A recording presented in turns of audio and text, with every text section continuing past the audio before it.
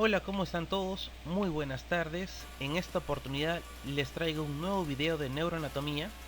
Esta vez vamos a ver la morfología interna de la médula espinal.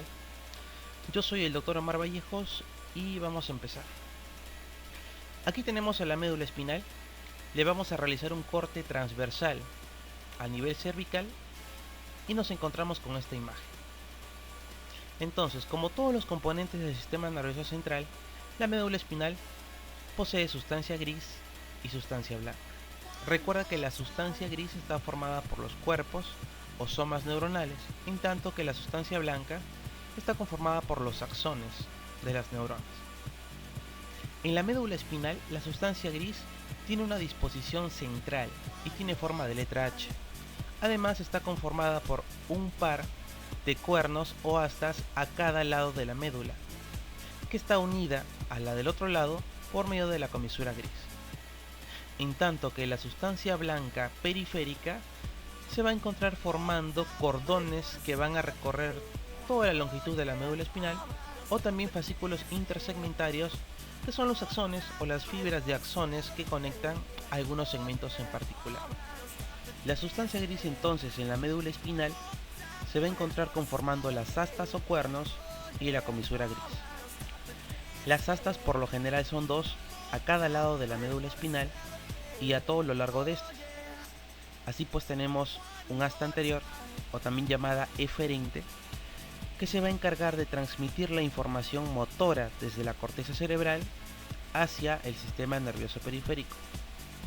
Aquí encontramos dos tipos de neuronas: las somatomotoras, que son las neuronas encargadas de mover al músculo estriado esquelético del aparato locomotor, y las visceromotoras, que son las neuronas que mueven al músculo liso de los órganos internos, o sea, lo que comúnmente llamamos componente parasimpático. Por otro lado, el asta posterior, o también llamada aferente, es aquella que va a transmitir la información sensitiva desde el sistema nervioso periférico hacia los centros superiores. Aquí también encontramos dos tipos de células o dos tipos de neuronas: las somatosensitivas, que son las neuronas que reciben información de receptores en piel, ya sea tacto, dolor y temperatura, y las neuronas viscerosensitivas, que reciben información acerca del estado de los órganos y estructuras internas del cuerpo, como por ejemplo la distensibilidad muscular, la elongación de articulaciones, las variaciones de presión arterial y los cambios químicos en el medio interno. Muy bien, la comisura gris, por otro lado, es el puente neuronal que va a unir las dos astas a ambos lados de la médula espinal. Recuerda que en la parte central posee un espacio denominado conducto del epéndigo, que vamos a detallar más adelante. Me olvidaba mencionar también que en algunos segmentos medulares aparece una tercera asta. Es el asta lateral. Esta asta lateral está presente en todos los segmentos torácicos y los dos primeros lumbares. Se va a caracterizar por poseer neuronas del sistema nervioso autónomo en su división simpática. ¿Sí? Importante recordar esto también. Muy bien, seguimos. Por otro lado, la sustancia blanca de la médula espinal se encuentra formando haces de fibras nerviosas que pueden recorrer a todo lo largo de la médula espinal, formando los cordones o funículos, o puede estar solamente en algunos segmentos medulares, formando las denominadas fibras de asociación intersegmentaria.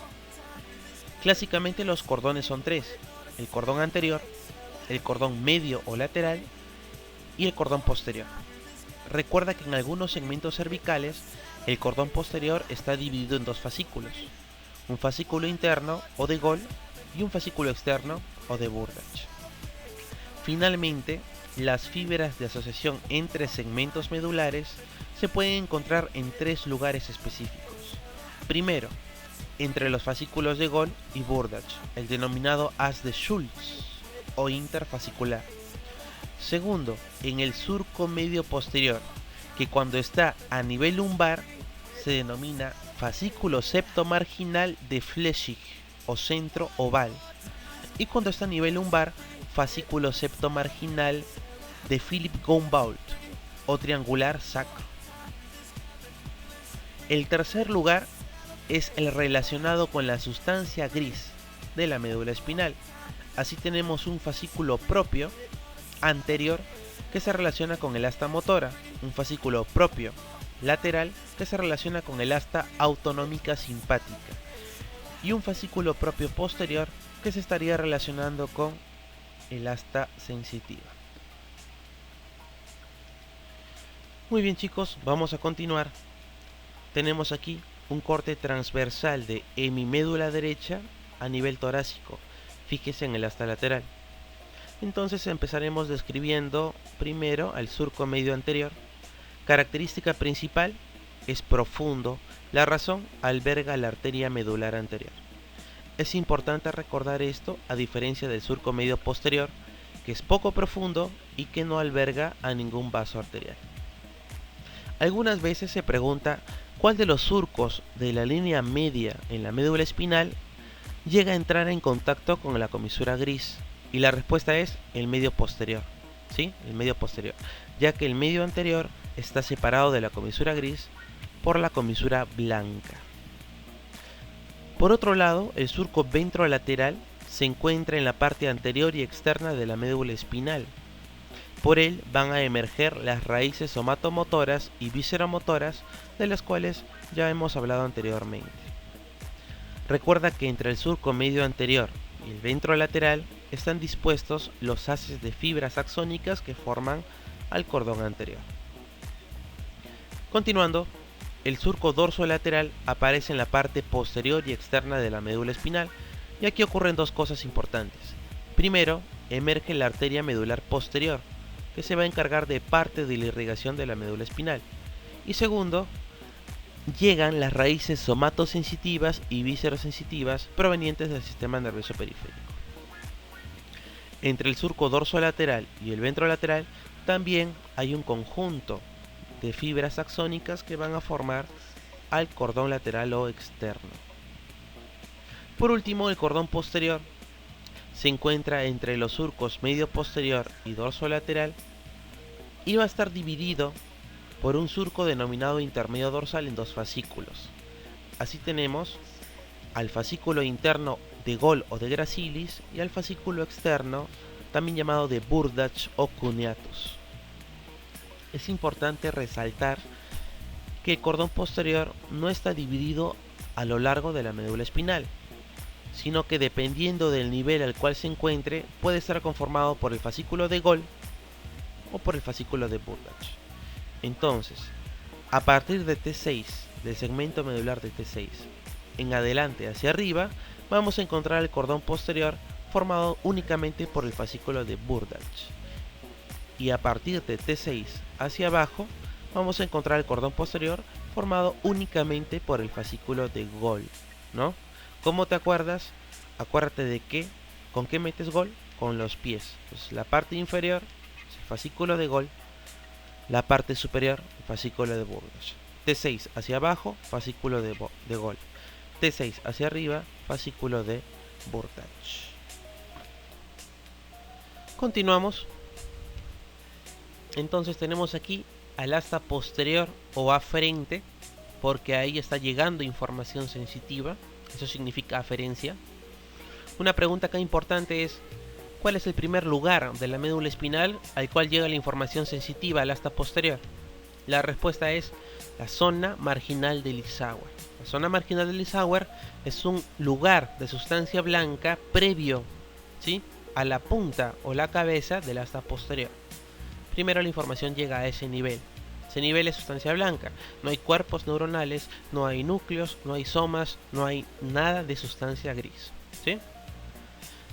Aquí tenemos también el asta anterior, o también llamada eferente, porque de aquí sale la información motora, ¿sí?, hacia los nervios espinales para inervar la musculatura, ¿sí?, en todo el cuerpo. Entonces aquí está llegando la raíz sensitiva, ¿sí?, con la sensibilidad somática y visceral, ¿no?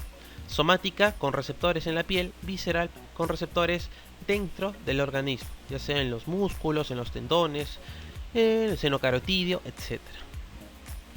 Por otro lado, salen del asta anterior las raíces motoras, y llevan fibras motoras somáticas para el músculo estriado, ¿no? Movimiento voluntario, y motora visceral para la peristalsis, o sea, para el movimiento de las vísceras, del músculo liso.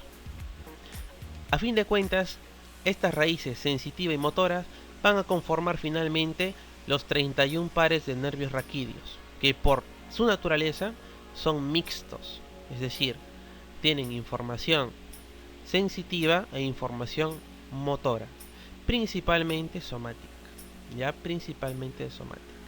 ¿Cómo es la irrigación de la médula espinal? Entonces, la médula espinal está irrigada por 3 arterias. La primera recorre a todo lo largo y por la cara anterior de la médula espinal. A esta le vamos a llamar arteria medular anterior, o también puedes decirle espinal anterior, es lo mismo. Características: es única, solamente hay una en la cara anterior, ¿sí? 2. ¿Se origina de dónde? De las arterias vertebrales que son ramas de la subclavia, ¿sí? Y 3, y más importante, es la principal arteria de la médula espinal, porque posee un mayor territorio vascular. Aproximadamente los 2/3 anteriores de la médula transversal son irrigadas por la arteria medular anterior, ¿sí? Las arterias medulares posteriores, por otro lado, son 2. Fíjate acá en el gráfico, son 2. Su origen es variable. Según el Moore, ¿sí? Según el Keith Moore, el 75% de los casos nacen de una arteria que irriga el cerebelo, que es la pica o arteria cerebelosa posterior inferior, y el 25% restante comparten el origen común con la arteria medular anterior de las arterias vertebrales, ¿sí? O sea, el 25% se origina de las arterias vertebrales y el 75% de la pica. Muy bien, en cuanto a su irrigación, tiene menor territorio vascular que la medular anterior, con solamente un tercio posterior. Entonces, de aquí podemos concluir que, a pesar de que las arterias medulares posteriores son mayor en número, tienen un menor territorio vascular con respecto a la arteria medular anterior. Por último, de cada una de estas 3 arterias medulares que hemos mencionado, van a salir hacia los lados un número regular de arterias radiculares, ¿sí? Que son las arterias que van a irrigar a las raíces nerviosas. Entonces habrán arterias radiculares anteriores que irrigan las raíces motoras y arterias radiculares posteriores que harán lo mismo pero con las raíces sensitivas, ¿sí? Sensitivas. Muy bien, tenemos aquí otro corte transversal de médula espinal. Aquí está el surco medio anterior, donde se aloja la arteria medular anterior. Entonces habíamos dicho que esta arteria irriga los 2/3 anteriores de la médula espinal. Pero ¿qué estructuras comprenden estos 2/3 anteriores? Entonces, primero vamos a tener a las astas motoras. Segundo, a las astas laterales, si es que nos encontráramos en los segmentos torácicos o en los primeros lumbares. Tercero, la comisura gris. Cuarto, la comisura blanca anterior. Recuerda que por este lugar están cruzando algunas fibras sensitivas, sobre todo del tacto, el dolor y la temperatura. Quinto, parte de las astas posteriores. Sexto, cordón lateral. Séptimo, cordón anterior. Entonces, estas estructuras que acabo de mencionar dependen del territorio vascular de la arteria medular anterior. Si esta arteria se llegara a lesionar, se podrían comprometer clínicamente estas partes. Por otro lado, a nivel de los surcos dorsolaterales encontramos la emergencia de las arterias medulares posteriores. Recuerda que son 2 y que irrigan el tercio posterior restante, básicamente conformado por los cordones posteriores de la médula espinal. Quiero que te fijes, por último, las comunicaciones anastomóticas entre las arterias medulares. En la parte lateral, entre la arteria medular anterior y la arteria medular posterior, y entre las arterias medulares posteriores, en la parte dorsal. A estas anastomosis, a nivel transversal, se les conoce con el nombre de vasocoronas, ¿ya? Vasocoronas. ¿Qué cosa es la vasocorona? Es la anastomosis transversal entre las arterias medulares. ¿Y cómo se le conoce la anastomosis a todo lo largo de la médula espinal? A eso se le conoce con el nombre de plexo pial. Plexo pial. Muchas veces se ha preguntado en los exámenes de anatomía e incluso en el examen del ENAN acerca de la arteria de Adams-Kiewicz. Esta arteria se define entonces como la arteria radicular de mayor volumen y tamaño que llega a la medular anterior. Asimismo, posee algunas características que son importantes de recordar. Primero, esta arteria es unilateral y aparece con mayor frecuencia del lado izquierdo. Segundo, posee un origen variable, pero lo más frecuente es que provenga de una arteria lumbar o de una intercostal a nivel de T7 y L2, ¿sí? También puede aparecer por arriba en T5 y T6 o por debajo en L2 y L5, pero constituyen un porcentaje mucho menor. Por otro lado, la lesión de esta arteria es mucho más frecuente en las cirugías de esófago y puede dar dos cuadros clínicos. El primero, el síndrome medular anterior, ya que la lesión de esta arteria es equivalente a lesionar a la arteria medular anterior por su tamaño y su volumen, y sobre todo por su aporte sanguíneo. Y segundo, la paraplegia espontánea, que es una parálisis muscular de miembros inferiores posoperatoria. ¿Sí? Posoperatoria. En cuanto al drenaje venoso, podemos decir que inicia con las venas medulares. Así pues tenemos una vena medular en la parte anterior y una vena medular también en la parte posterior. Esto a diferencia de la irrigación, en donde teníamos dos arterias posteriores. Entonces, estas venas van a recoger el drenaje del parénquima medular y lo van a dirigir hacia las venas radiculares.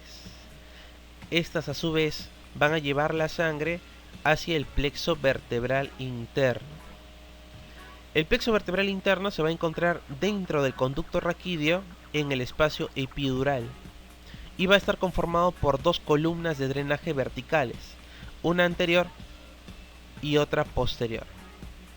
Asimismo, también existe un plexo vertebral externo que está por fuera de la columna vertebral y también está formado por dos columnas de drenaje. Siempre se pregunta en los exámenes cómo se comunican estos dos plexos entre sí, o mejor dicho, en otras palabras, cómo la sangre del plexo vertebral interno llega a pasar al plexo vertebral externo. Y la respuesta es por medio de las venas intervertebrales, que son estas, fíjate. Entonces, estas venas atraviesan los cuerpos de las vértebras de la columna para poder transportar la sangre desde la parte interna de la columna vertebral hacia afuera.